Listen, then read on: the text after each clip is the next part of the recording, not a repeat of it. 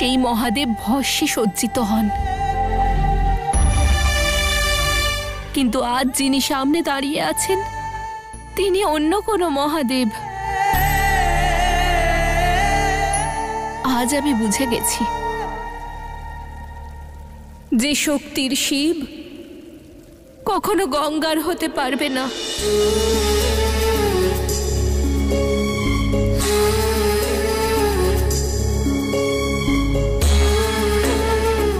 দেবী গঙ্গা, সজ্ঞানী আছেন তো আপনি? না অসুর মাতা, সজ্ঞানে তো এখন এসেছি।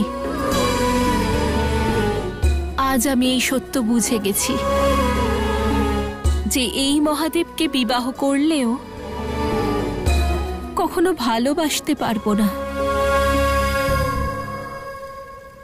আর সেই মহাদেবকে বিবাহ না করলেও চিরকাল ভালোবাসবো আমি।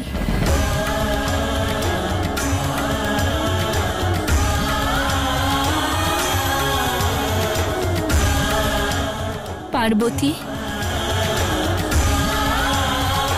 তোমার শিবকে তুমিই সামলাও।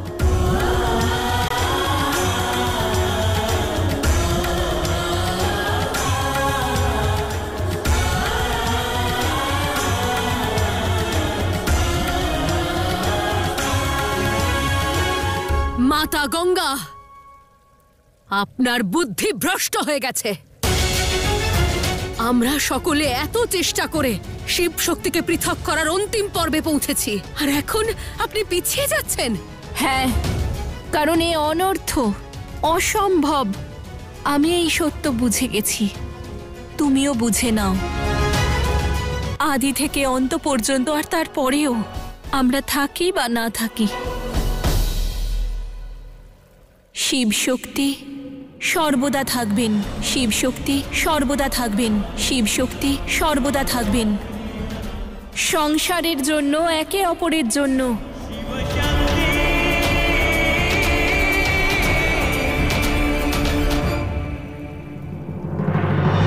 যে কষ্ট, যে যন্ত্রণা আমি আপনাকে দিয়েছি, আমার বোন পার্বতীকে দিয়েছি, তার জন্য ক্ষমা চাইছি আমি। কৃপা করে আপনি নিজের প্রকৃত রূপে ফিরে আসুন।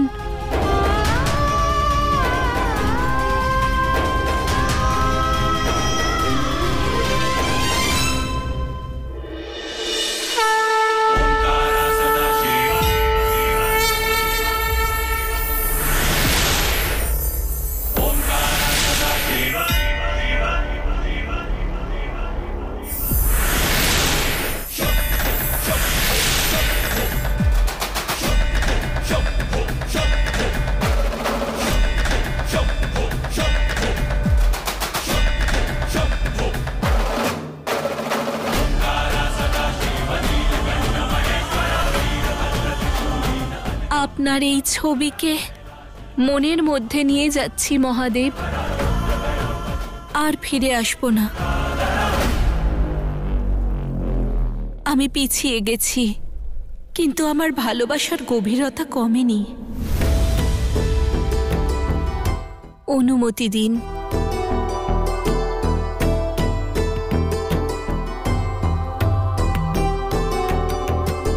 দেবী গঙ্গা, আমি আপনাকে ক্ষমা করছি, আর এই সম্পূর্ণ সংসারকে অনুরোধ করছি, এই সংসার যেন দেবী গঙ্গাকে দোষী না মনে করে, আর না ওনাকে কলঙ্কিত করে।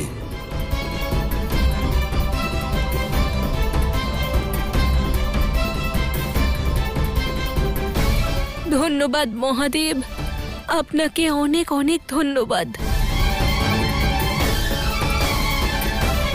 এই সংসারে সকল ব্যক্তির নির্দিষ্ট উদ্দেশ্য থাকে, আর আপনি তো স্বয়ং দেবী। আপনি নিজের কর্তব্য আর নিজের উদ্দেশ্য থেকে বিমুখ হতে পারেন না, আর আপনার কর্তব্য হলো এই সম্পূর্ণ সংসারকে মলিনতা থেকে উদ্ধার করা। আর এই সংসারের প্রাণীদের মোক্ষ প্রদান করা।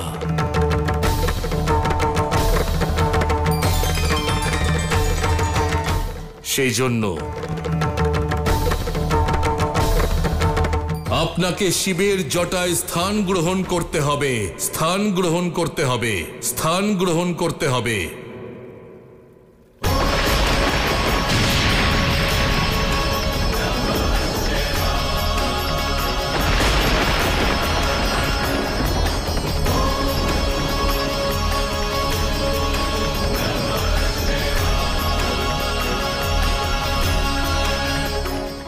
আসুন দেবী গঙ্গা, শিবের জটায় এসে বাস করুন, জটায় এসে বাস করুন, জটায় এসে বাস করুন।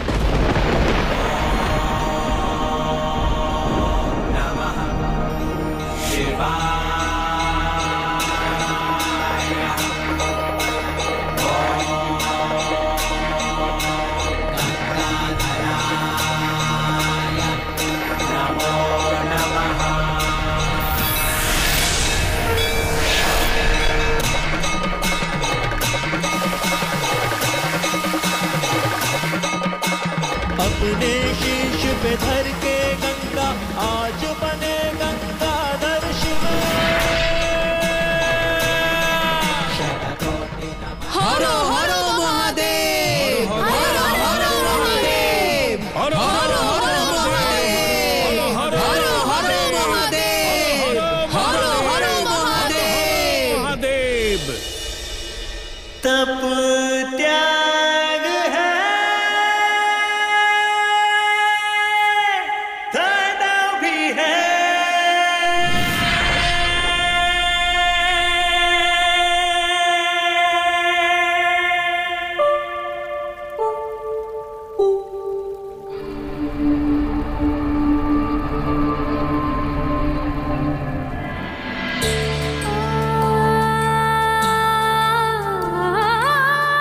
নারায়ণ নারায়ণ, শেষ ভালো যার সব ভালো তার। অবশেষে এই কাহিনীরও শুভ সমাপ্তি হয়েই গেল। না দেবর্ষি, যে দৃষ্টিকোণ থেকে আমি দেখছি সেখান থেকে এই ঘটনায় না দেবী গঙ্গা সন্তুষ্ট, না দেবী পার্বতী, আর না মহাদেব। অশুভ কিছু ঘটতে চলেছে।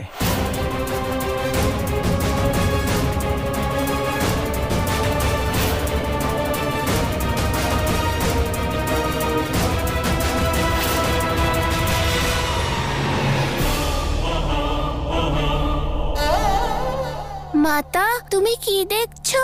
পিতাকে মালা পরিয়ে দাও।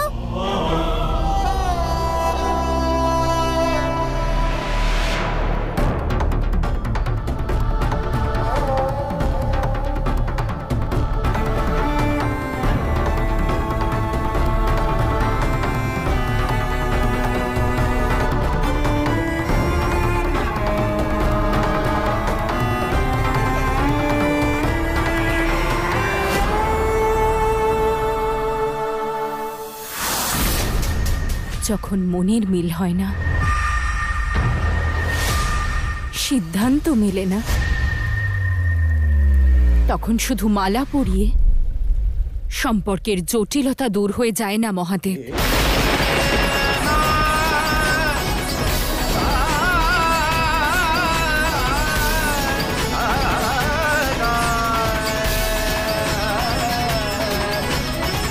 দেবী আদিশক্তি আপনি,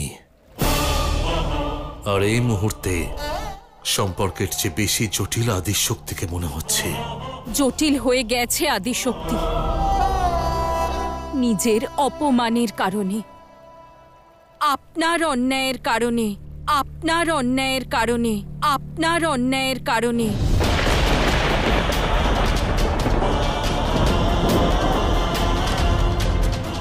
আপনি প্রতি পদে আমাকে অপমানিত করেছেন মহাদেব।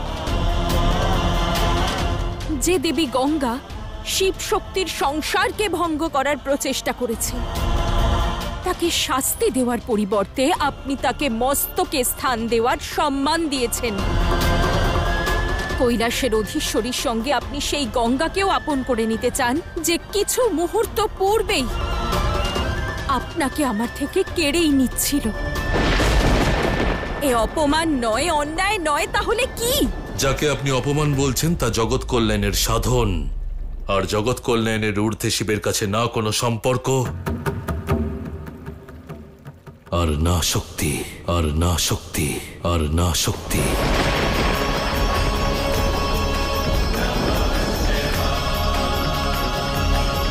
কিন্তু এই মুহূর্তে আপনাকে কোনো কিছু বুঝিয়ে কোনো লাভ নেই, কারণ আপনি আপনার ব্যক্তিগত সম্পর্ক, ক্রোধ আর হিংসার আগুনে জ্বলছেন দেবী পার্বতী।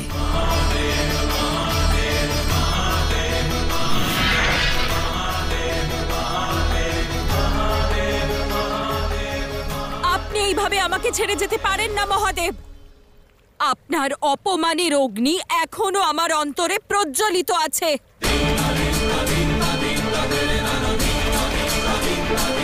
আর আপনার এই রূঢ় ব্যবহার সেই অগ্নিকে আরো বাড়িয়ে দিচ্ছে।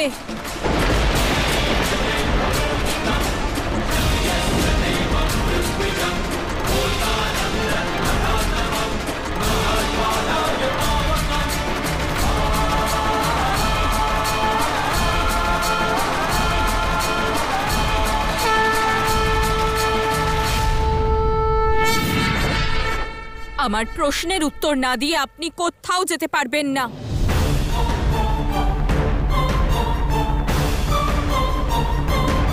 মহাদেবের কাছে আর কি বা আশা করা যেতে পারে?